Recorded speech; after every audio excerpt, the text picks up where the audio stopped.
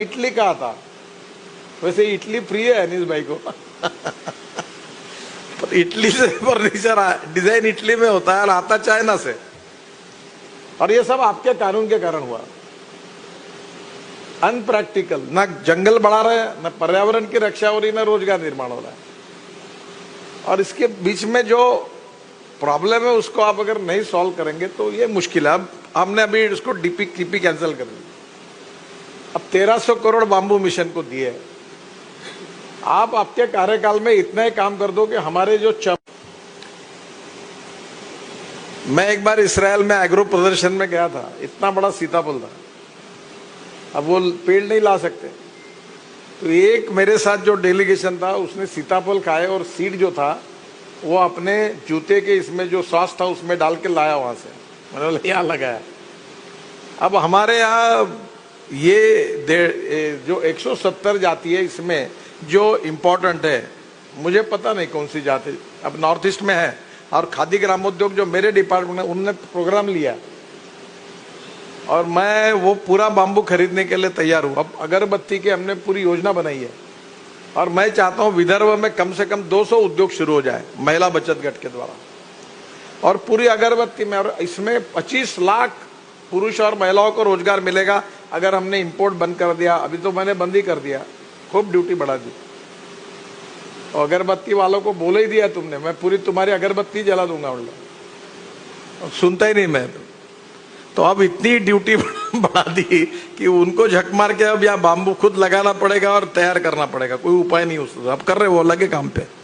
जब सब मार्ग बंद हो गए तो अब लग गए, पर आप मदद करिए। अब जो आईटीसी का गढ़चिरौली में प्रोजेक्ट है, रेड्डी साहब जब थे तो वो प्रोजेक्ट लाने में मैंने बहुत मेहनत की थी। अब वो अच्छा चल रहा है और मशीन भी ताइवान में आती है, तो अभी वो मशीन अहमदाबाद में बनाने का तय किया है, पूरा made in India, make in India. और बाम्बू की स्पेसीज जो है वो आप नॉर्थ ईस्ट से ला सकते हैं। मुझे पता नहीं, आपने जो 170 स्पेसीज कही है वो चाइना बॉर्डर और नॉर्थ ईस्ट नजदीक होने के कारण शायद नॉर्थ ईस्ट के कुछ और स्पेसीज आती है क्या देखो, नहीं तो चाइना से लाना चाहिए स्पेसीज। और बाम्बू का पल्प, कॉटन, लेनिन और सिल्क तीनों मिक्स करके ऐसे अलग अलग, मैंने खुद मॉडल्स, लड़कियां इंदौर में क्या बोलते हैं उसको, वो चलती है उसके रैंप पर बाम्बू के कपड़े पहनकर उसका मैंने ये किया था, और वो कपड़े उनके इतने सुंदर थे। साड़ियां सुंदर बनती है, सिल्क से भी अच्छी है। अब हमारे यहाँ इसका विकास नहीं हुआ, और इसका केवल कारण फॉरेस्ट वालों ने अभी तक बाम्बू तोड़ने नहीं दिया, गलत काम किया, इलीगल काम किया कि बाम्बू ये ट्री है तोड़ो मत, रोका। किसान अभी मेरे खेत में मैं प्रचार कर रहा हूँ तो किसान बोलते हैं मैं लगाऊंगा बाम्बू और फिर तोड़ने का टाइम है तो फॉरेस्ट वाला बोलेगा मत तोड़ो, तो मैं क्यों लगाऊं? तो पर्यावरण कहाँ से बढ़ेगा?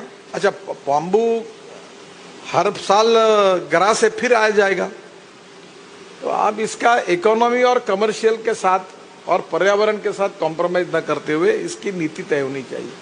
फर्नीचर भी हमारे यहाँ महाराष्ट्र में एक ही सिंधुदुर्ग में है। अभी पाशा पटेल ने 300 एकड़ बाम्बू लगाया, मैंने उसको पीछे पड़ा और उसका प्रोजेक्ट अभी एक लिया है। और दिल्ली में भी बाम्बू का विषय 3-4 मिनिस्ट्री में है, पर मैं वो मेरी इस विषय में रुचि होने के कारण मैं इसका फॉलोअप करता हूँ। अभी काफ़ी प्रोडक्ट्स जो है, ये जो आपके प्रोडक्ट्स है, यही अगर आप एक काम करो, अमरावती में आर्किटेक्चरल कॉलेजेस है, इंजीनियरिंग कॉलेज में, और वहाँ के लेक्चरर को एक बार बुलाओ, बोला मेरे पास ये बाम्बू है, इसके मुझे प्रोडक्ट डिज़ाइन करके आप डिज़ाइन करा के दो। इतने सुंदर बना के देंगे। ये VRC है, यहाँ अपने सरकारी है, तो ये अपने इनके भी इंजीनियरिंग कॉलेजेस है, वो दे सकते हैं। बाम्बू ये कंस्ट्रक्शन का सबसे अच्छा मटेरियल है, और अभी जो सिंधुदुर्ग में जो काम हो रहा है बेस्ट क्वालिटी है, अनबिलीवेबल है उसके डिजाइन्स, और वो बहुत अच्छा काम कर रहा है। शायद साहब ने देखा होगा सिंधुदुर्ग में, वो क्वालिटी विदर्भ में क्यों नहीं तैयार होती, वो अमरावती में क्यों नहीं होती, वो हमारे यहाँ नागपुर, गढ़चिरौली में क्यों नहीं होती, और वो नहीं होती तो फिर आपको हमने क्यों यहाँ रखना चाहिए, ये हमारे समझ में नहीं आता। अगर वो जो फर्नीचर है, वो बाम्बू, वो क्वालिटी, वो रोजगार अगर यहाँ मिलेगा तो आप सब कह रहे, मैं आपके ऊपर नाराज नहीं हूँ। मेरे भी मामा चीफ कॉन्जर्वेटर ऑफ फॉरेस्ट है, बूट करके थे, बहुत पुराने थे, और मैं स्कूल में बचपन में उनके यहाँ काफी बार जाता था। ये एमएलए हॉस्टल के चौक में उनका रिटायर होने के बाद घर था, अभी बेच दिया उन्होंने, दोनों लड़के चले गए, वो मेरे मामा थे। तो जंगल में ही बहुत उन्होंने काम किया है।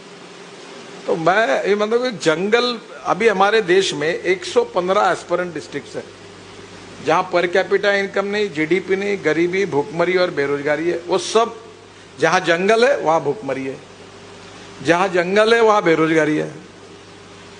तो ये forest based industry, agro based industry, agro MSME, forest M के एमएसएमई, और जो है वो तैयार, अभी तो ईंधन तैयार हो सकता है, पूरा इथेनॉल बना रहे हैं हम लोग। आपके जितनी पेट्रोल की गाड़ी है विदर्भ में, पूरा हमारा इथेनॉल जाता है, हमने बनाया हुआ। अभी मैं हमारे यहाँ एक रिसर्च हुआ है कि ये इंडोरामा जो पेट्रोलियम, जो सिंथेटिक कपड़ा तैयार करता है, उसमें जो केमिकल यूज करता है, वो अपने किसानों ने तैयार किया हुआ केमिकल हमने उनको दिया है ट्रायल के लिए, और वो अप्रूव हुआ है। क्योंकि शुगर बनाना तो बेकार ही है, शुगर में घाटा ही घाटा होता है। तो शुगर के जूस से इथेनॉल बनता है। अभी राइस से इथेनॉल बनने की अनुमति दी, क्योंकि rice surplus, wheat surplus, sugar surplus, 6000 crore हम शुगर एक्सपोर्ट करने के लिए खर्चा कर रहे हैं। अब राइस की हालत ऐसी है कि वो वडेट्टीवार आए थे मेरे घर पर, 28 लाख टन राइस का पैडी गढ़चिरौली में खरीद की गई, रखने के लिए जगह नहीं। अब हमने बहुत बड़े प्रमाण पर रेशनिंग दुकान से गरीबों को बांट दी, तो भी गोडाउन में जगह नहीं। अब इसमें किसानों को कोई दूसरा क्रॉप जो उनको इनकम दे सकता है, उसमें बांबू है। इसलिए बांबू लगने से पर्यावरण की भी रक्षा होगी, किसानों का भी उत्पादन बढ़ेगा, उद्योग भी शुरू होंगे। ये पूरी कंप्लीट नीति, ये रेड्डी जी मामू मिशन में काम करते हैं, जो फॉरेस्ट की अधिकारी है। तो मुझे राम बाबू जी को विशेष रूप से प्रार्थना है कि इसके बारे में आप जरूर सोचकर इसका कोई मार्ग बनाइए, ताकि बांबू का प्लांटेशन भी बढ़े, पर्यावरण की भी रक्षा हो, और विदर्भ में कम से कम 5-1 लाख लोगों की रोजी रोटी इसके ऊपर चले। मेड़घाट में मैल न्यूट्रिशन से कारण लोग मर रहे, और वहां अगर रोजगार निर्माण होगा तो बहुत अच्छा होगा। तो ये इसका समन्वय डिपार्टमेंट ने करना चाहिए। जैसे आईटीसी ने अगरबत्ती का कारखाना गढ़चिरौली में खोला है, अब ऐसे कम से कम 101 कारखाने खुल सकते, इतनी रिक्वायरमेंट है। और ये मशीन्स भी अब इंडिया में बन रही है, और मैं फाइनेंस करने के लिए तैयार हूँ एमएसएमई और खादी ग्राम उद्योग की तरफ से। तो मेरा विशेष रूप से अनुरोध है कि इसका कोऑर्डिनेशन बढ़ाइए। पर आपने अच्छा काम किया, सभी स्पेसीज को इकट्ठा किया है। अभी आपको रिटायर्ड होने के लिए कितना टाइम है? हाँ, पर आप एक काम करोगे, 170 स्पेसीज में ये कितनी काम की और कितनी काम की नहीं है, ये मुझे पता नहीं है।